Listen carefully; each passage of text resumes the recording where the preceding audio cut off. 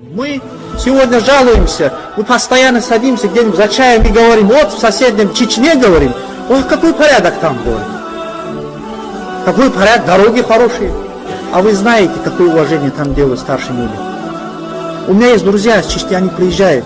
После их слов у нас остается асар. Вот друзья здесь сидят. Какие они удивительные рассказы. Какие уважения. Субханаллах, в другой комнате, если пожилой человек станет, в этой комнате, в другой, в соседней комнате молодой станет. Из-за уважения его умру, из-за уважения его жизни, из-за уважения его бороды длинной, ради сунны, которая оставлена. А где у нас такое уважение?